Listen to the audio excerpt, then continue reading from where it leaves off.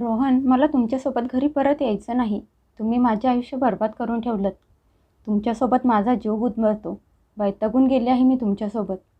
खरं सांगते, आपल्याला जर मुलगा नसता तर मी कधीच जीव देऊन या आयुष्यातून मुक्त झाले असते. मी फक्त माझ्या मुलामुळे लाचार आहे. मला माहीत आहे, जर मी स्वतःच्या जीवाचं काही बरं वाईट केलं तर तुमचा काय भरोसा. तुमच्यासाठी तर 100 मुली उभ्या आहेत. दिवस रात्र फोनवर मुलींसोबत चिकटलेला असता. आयुष्य तर माझ्या मुलाचं बरबाद होऊन जाईल. तुम्ही तर लगेच दुसरं लग्न करून मोकळे व्हाल. पण मी मेल्यावर माझ्या मुलाला आई कुठून मिळणार. फक्त माझ्या मुलाच्या तोंडाकडे बघून मी जगत आहे, असं म्हणत मेघा रडायला लागली. तिच्या रडण्यामुळे रोहनचा राग कमी होण्याऐवजी वाढायला लागला. तो रागात तिच्यावर ओरडत म्हणाला, मग कधीपर्यंत तू तुझ्या माहेरी राहणार आहेस. तुझे आई वडील तुझा खर्च उचलतील. राहशील आयुष्यभर तुझ्या माहेरी. हे ऐकून मेघा म्हणाली, आई वडील बघतील किंवा नाही बघतील, पण तुम्ही तर कुठे माझा खर्च उचलता. आणि आयुष्यभर कुठे राहायचा तो तर माझा प्रश्न आहे. पण एवढं तर नक्की आहे, मी कुठल्याही परिस्थितीत तुमच्यासोबत राहणार नाही. तुमचं वागणं बघून बघून माझी अशी इच्छा नाही की माझा मुलगा मोठा झाल्यावर त्याने पण त्याच्या बायकोसोबत तेच सगळं करावं जे तुम्ही माझ्यासोबत करता. असं म्हणत मेघाने फोन ठेवून दिला आणि स्वतःच्या नशिबावर हुंदके देऊन रडायला लागली. काय नशीब घेऊन जन्माला आली होती ती. तिचा जन्म झाला आणि तिची आई तिला सोडून गेली. बापाने काही वर्षातच दुसरे लग्न केले. नव्या सावत्राईने तर आल्या आल्याच तिचा रंग दाखवायला सुरुवात केली. तिला कधी घरात सुखाने राहू दिलं नाही. पण तिच्या मुलांनी म्हणजे तिच्या सावत्र भाऊ बहिणींनी तिला सख्यासारखं प्रेम दिलं. तिचे सावत्र भाऊ बहीण तिच्यावर जीवापाड प्रेम करायचे. तिला तिच्या बापाशी काहीच देणं घेणं नव्हतं. तो दारू पिऊन पडलेला असायचा. हळूहळू तिचे भाऊ बहीण मोठे व्हायला लागले. त्यांचं प्रेम बघून सावत्राई पण तिच्यावर हळूहळू प्रेम करायला लागली. मेघा मोठी झाली तशी तिच्या लग्नाची बोलणी व्हायला लागली. बाप अगोदरच दारोडा होता, त्यामुळे त्याचं कुणावरही लक्ष नव्हतं. कुठल्या तरी ओळखीच्या नातेवाईकांनी रोहनचं स्थळ मेघासाठी आणलं होतं. रोहन दिसायला सुंदर होता. त्याच्या घरचे पण चांगले होते. रोहनचे वडील सरकारी नोकरी करत होते. त्याला 2 भाऊ आणि 1 बहीण होती. बहिणीचं पण लग्न झालं होतं. त्याच्या दोन्ही मोठ्या भावांची पण लग्न झाली होती आणि त्यांच्या बायका सगळे एकत्र राहत होते. जवळजवळ 9-10 लोकांचं एकत्र कुटुंब होतं. मेघा पण दुसऱ्या मुलींसारखीच मनात 1000 स्वप्न घेऊन सासरी आली होती. सुरुवातीला तर सगळं काही ठीक होतं. मेघा दिसायला सुंदर आणि समजूतदार मुलगी होती. ती तिच्या दोन्ही थोरल्या जावांच्यापेक्षा दिसायला सुंदर होती. रोहन पण रोज सकाळी लवकर ऑफिसला जायचा आणि संध्याकाळी घरी यायचा. मेघाचे आयुष्य खूप छान चालू होतं. तिच्या आयुष्यात खूप आनंद, शांती सगळं काही होतं. पण तिच्या या सुखी संसाराला कुणाची तरी नजर लागली. अचानक रोहनला काय झालं काय माहीत. त्याने त्याची नोकरी सोडली आणि घरात राहायला लागला. काही विचारलं तर कारण सांगून मोकळा व्हायचा. नोकरी करत नसून पण दिवसभर गायब असायचा. हळूहळू त्याचा साठवलेला पैसा संपला. तसं त्याने मेघाकडे पैसे मागायला सुरुवात केली. अशी अशी कारणं सांगायचा, एवढं गोड बोलायचा जणू उद्या लगेच त्याला नवीन नोकरी मिळणार आहे आणि ती पण चांगल्या पगाराची. मेघा प्रत्येक वेळी त्याच्या गोड बोलण्यात फसत असायची आणि जे तिने पैसे साठवले होते ते हळूहळू नवऱ्याला देऊन मोकळी झाली. तिच्याजवळ आता 1 रुपया पण उरला नव्हता. रोहनने स्वतःजवळ 1 पैसा शिल्लक ठेवला नव्हता आणि जो काही बायकोने साठवला होता तो पण त्याने संपवला. पण अजूनपर्यंत रोहनच्या नोकरीचा काही पत्ता नव्हता. जेव्हा पैशाची तंगी जाणवायला लागली तशी त्याने दुसरी नोकरी करायला सुरुवात केली. पण परत मागचे पाडे 55. 2-3 महिने नोकरी करायचा, पैसे कमवायचा आणि ती नोकरी सोडून घरात बसत असायचा. मग दिवसभर फोनवर बसलेला असायचा. मित्रांच्या सोबत फिरणं, मजा मस्ती करत असायचा. मेघाला कळतच नव्हतं की तो फोनवर कुणाशी दिवस रात्र गप्पा मारत असायचा. मेघानं विचारलं तर सरळ बोलायचा, तुला काय समजणार, हा फोन ऑफिसमधून आहे. जर तुझी इच्छा असेल की मी नोकरी करावी तर मला काही विचारत जाऊ नकोस. नवऱ्याच्या गोड बोलण्याला मेघा पण भाळत असायची आणि गप्प बसायची.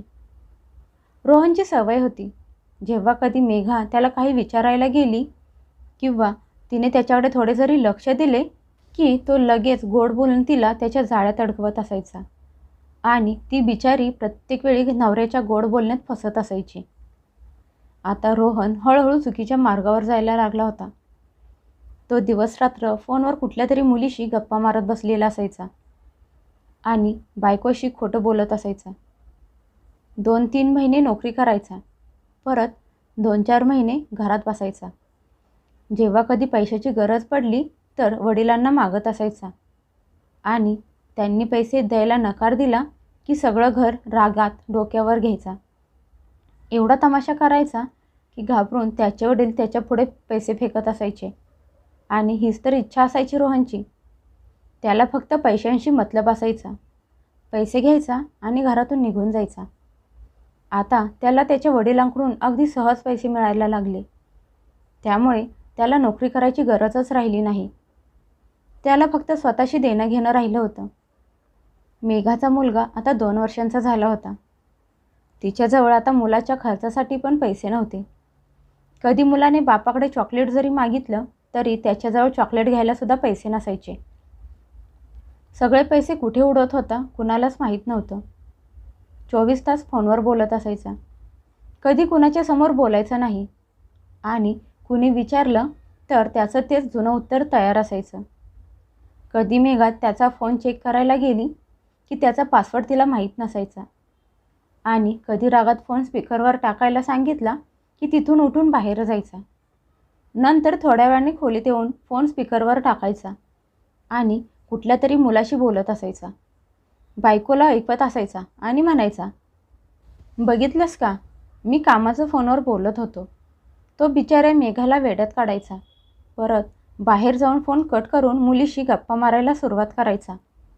पण असं म्हणतात की चोरी कितीही लपवण्याचा प्रयत्न केला तरी ती एक ना एक दिवस समोर येतेच.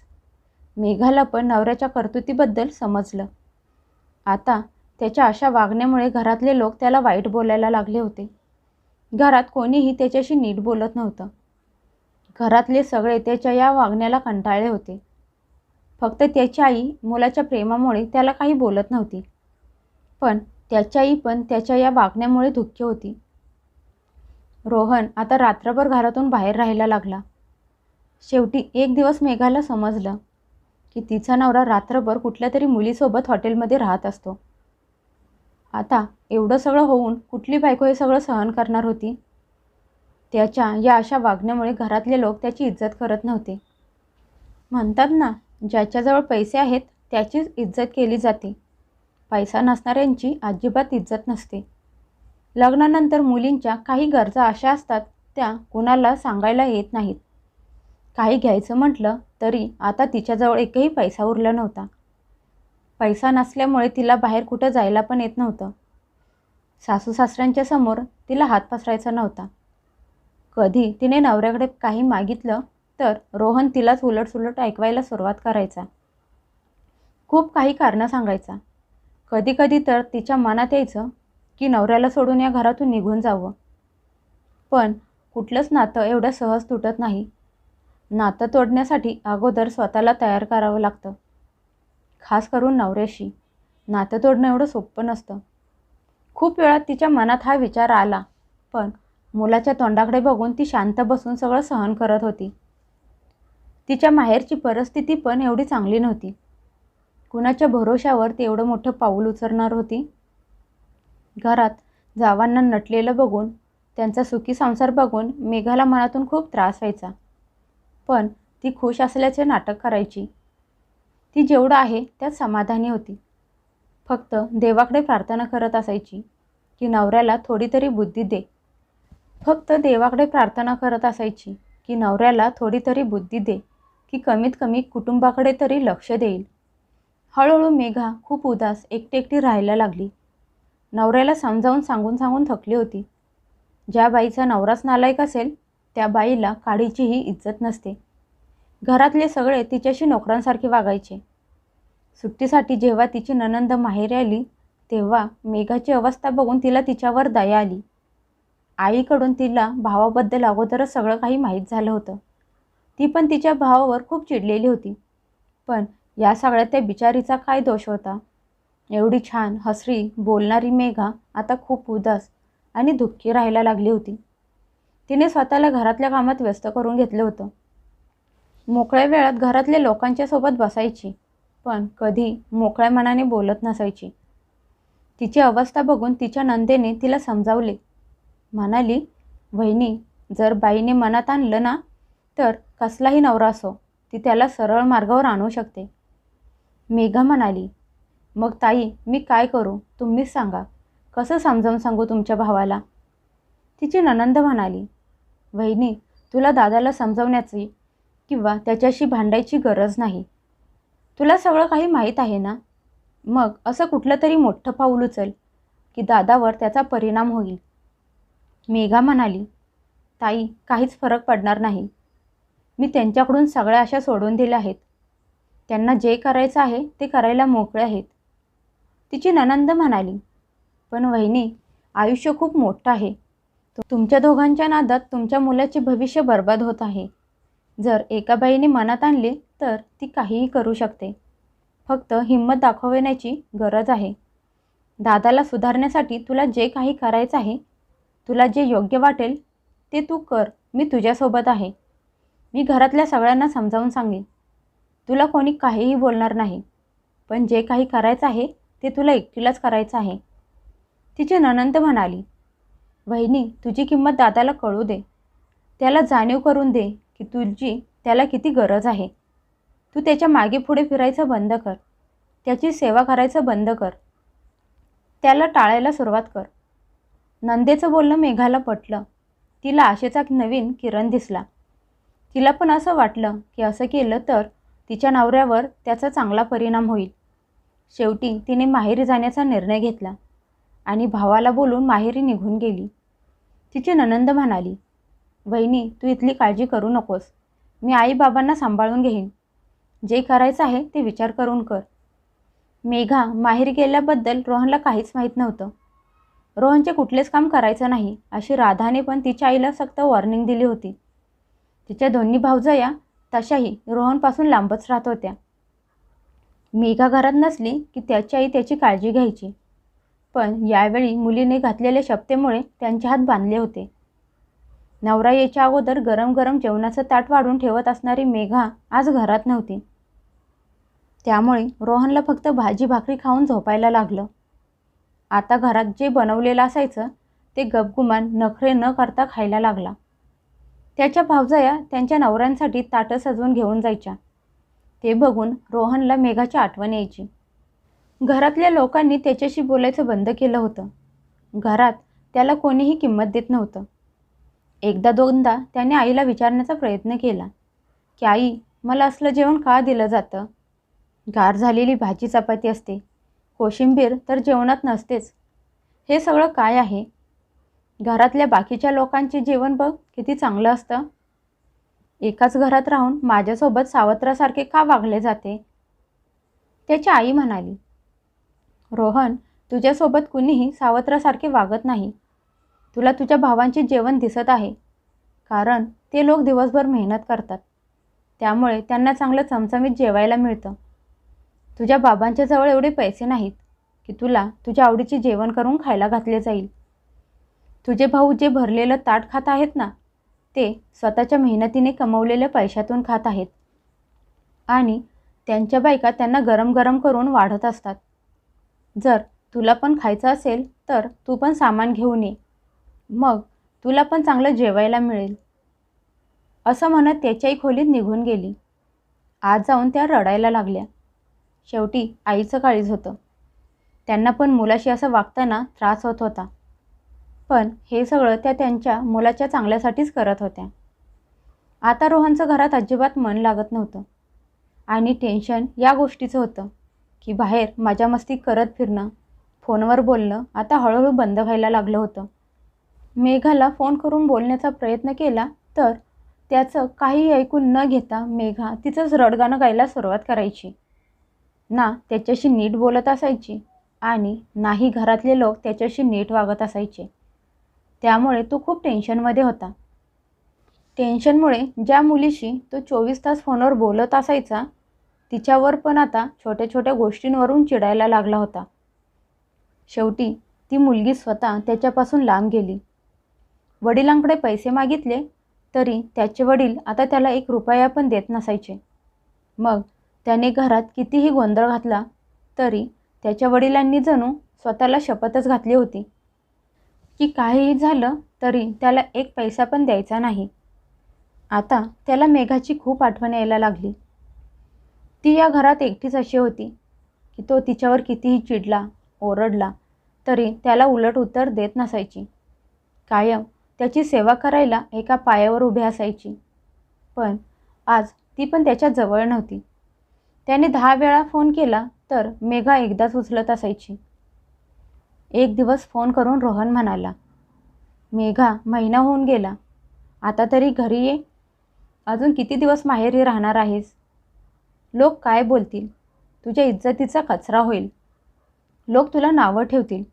एवढे दिवस माहेरी राहत नाहीत. मेघा म्हणाली, कुठल्या इज्जतीबद्दल बोलत आहात तुम्ही रोहन? कुठली इज्जत? हे तर माझं माहेर आहे. माझ्या माहेरच्या लोकांना माहीत आहे माझ्या सासरी माझी काय इज्जत राहिली आहे. सासरी छोट्या छोट्या गोष्टींसाठी मी तरसत असते. तुमच्या वहिनी त्यांच्या काही वस्तू मला वापरायला देतात. त्या घेताना मला किती वाईट वाटतं माहीत आहे का तुम्हाला? एखाद्या भिकाऱ्यासारखं वाटतं. लग्नाला 2 वर्ष झाली. कधी तुम्ही माझ्या हातात काही पैसे ठेवले आहेत का? कधी तुम्ही स्वतः माझ्यासाठी साडी, बांगड्या घेऊन आला आहात का? माझ्या काही इच्छा नाहीत का? मला कुठल्या गोष्टींची गरज लागत नाही का? तुमच्या बहिणींकडे बघून मला त्रास होत नाही का? जर माझा नवरा एवढ्या लायकीचा असता तर मला छोट्या छोट्या गोष्टींसाठी दुसऱ्यांपुढे हात पसरायची काय गरज होती?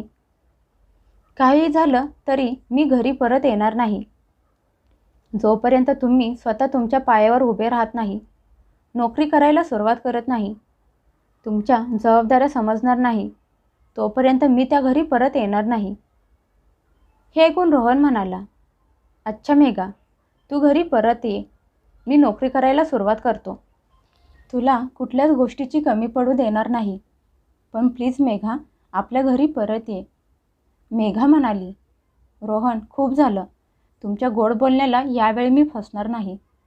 मागच्या 2 वर्षापासून मी ऐकत आले आहे आणि ती चूक मी परत करणार नाही. प्रत्येक वेळी तुम्ही मला असंच बोलून धोका देता, पण आता नाही. माझ्यासोबत माझा मुलगा पण आहे. मी त्या घरात परत कधीच येणार नाही, ज्या घरात मला काडीचीही इज्जत नाही. तुम्ही तर दिवस रात्र फोनवर चिकटलेला असता. मला नाही माहीत तुम्ही फोनवर काय करत असता.